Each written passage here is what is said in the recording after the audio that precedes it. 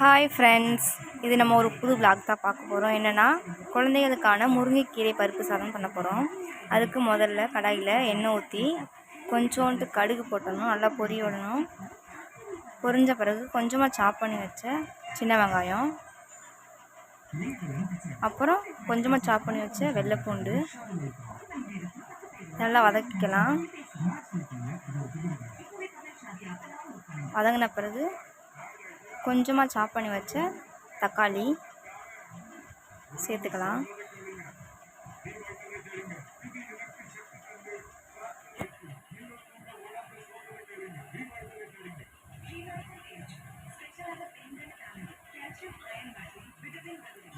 தக்காளி சேர்த்து நல்லா வதக்கிக்கலாம். இது முருங்கைக்கீரை பருப்பு சாதம் குழந்தைங்களுக்கு மதிய டயத்தில் கொடுக்கறது நல்லாயிருக்கும். நல்ல ஹெல்த்தியான ஃபுட்டும் கூட.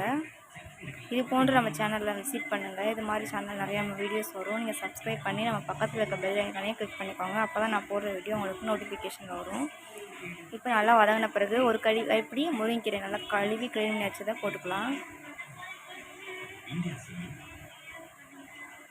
இது நல்லா எண்ணெயிலே இந்த மாதிரி வதங்குறதுனால நமக்கு நல்ல ஒரு டேஸ்ட் கொடுக்கும். அந்த ஸ்மெல்லும் நல்லாயிருக்கும். அந்த முருங்கைக்கீரை மொறுமொறுன்னு இருக்காது, நல்ல ஒரு சாஃப்ட்னஸ் தான் இருக்கும். இந்த முருங்கைக்கீரை குழந்தைகளுக்கு வாரத்தில் ஒரு 2 days 3 days கொடுத்தோம்னா ரொம்ப நல்லது. இதில் என்ன குக்கர்லேயும் நம்ம செய்யலாம், பட் குக்கரில் செஞ்சால் குழந்தைகளுக்கு ஹெல்த்தி எதாதனால நான் அப்படி பண்ணுறேன். அதுக்கப்புறம் ஊற வச்ச பருப்பு, பாசிப்பருப்பு 2 ஸ்பூனு போட்டுக்கலாம். கழுவி ஊற வச்ச பாசிப்பருப்பு 2 ஸ்பூன் போட்டுக்கலாம். இந்த பாசிப்பருப்பும் இந்த மாதிரி எண்ணெயில் வதக்கினா நமக்கு ரொம்ப ஸ்மெல் நல்லாயிருக்கும். அந்த வாழை ஸ்மெல் செம்மையாக இருக்கும். போட்டு நல்லா வதக்கிட்டு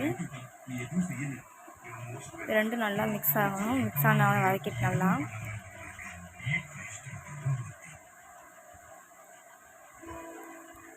அப்புறம் இதுக்கு தேவையான தண்ணி ஊற்றி நல்லா வேக விடணும். உப்பு போடக்கூடாது. நல்லா கொதிச்சு நல்லா ரெண்டும் வேகணும். குழையிற ஸ்டேஜ் வரணும் ரெண்டுமே. அந்தளவுக்கு பருப்பும் வேக விடணும் நம்ம. இப்போ தண்ணி ஊற்றியாச்சு.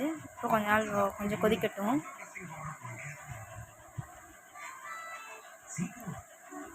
இப்போ பாருங்கள் ஃப்ரெண்ட்ஸ், கொதிக்குது நல்லா. இந்த ஸ்டேஜ் நம்ம கொஞ்சம் மஞ்சப்பொடி போட்டுக்கோங்க, ஒரு டீஸ்பூன். நல்லா கிண்டிக்கலாம். இப்போ இது நல்லா குழையணும். நல்லா பருப்பு இப்போ தான் முறக்கட்டி நல்லா வேகுது. எந்த பழக்கம் வருது, நல்லா வேகட்டும்.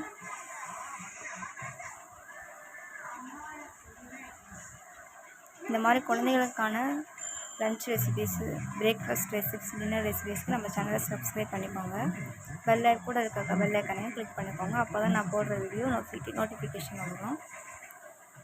நெக்ஸ்ட்டு நல்லா பாருங்கள், பருப்பு வெந்துருச்சு. ஆனால் இன்னும் குழையணும். அந்த ஸ்டேஜ் வரணும். இந்த தண்ணி வற்றுறதுக்கும் அந்த குழையிற ஸ்டேஜும் கரெக்டாக இருக்கும். அதான் நீங்கள் பார்த்து தண்ணி ஊற்றிக்கோங்க. இந்த டேஸ்ட்டாக கொஞ்சம் உப்பு போட்டுக்கலாம். அந்த ஸ்டேஜில் சாதத்துக்கு உப்பு போட்டுருவோம். அதனால் நம்ம இதுக்கு தகுந்த மாதிரி மட்டும் உப்பு போட்டுக்கலாம். இது நல்லா வெந்து வரட்டும். 2 minutes ஆகட்டும். இப்போ நல்லா குழஞ்சி வந்துடுச்சு. தண்ணி நல்லா கூட வற்றிடுச்சு. நல்லா அந்த பருப்பும் நல்லா மிங்கிலாயிடுச்சு. இப்போ 1 கப் சாதத்தை போட்டு நல்லா கிளறிக்கலாம். இதை கிளறினதுக்கப்புறம் 1 ஸ்பூன் நெய் ஊற்றிக்கோங்க. என் குழந்தை நெய் சாப்பிட மாட்டான், அதனால் நெய் ஊற்றலை. நீங்கள் நெய் ஆப்ஷனை ஊற்றிக்கோங்க. நெய்யை ஊற்றி இறக்குனீங்கன்னா சுவையான முருங்கைக்கீரை பருப்பு சாதம் ரெடி. குழந்தைங்களுக்கு இது மதிய டயத்தில் கொடுங்க, ரொம்ப ரசித்து சாப்பிடுவாங்க. என்னோடய பையன் அப்படி தான் நல்லா சாப்பிட்றான். வெரி டேஸ்டியாக இருக்கும். நம்மளே சாப்பிட்லாம், அந்தளவுக்கு நல்லாயிருக்கும். இதே குவான்டிட்டி நிறையா போட்டு நம்ம வீட்டில் இதே மாதிரி நம்ம செஞ்சு கொடுக்கலாம். லஞ்சுக்கு நல்லாயிருக்கும், சாப்பிடுவாங்க. அவ்வளோதான் ஃப்ரெண்ட்ஸ்.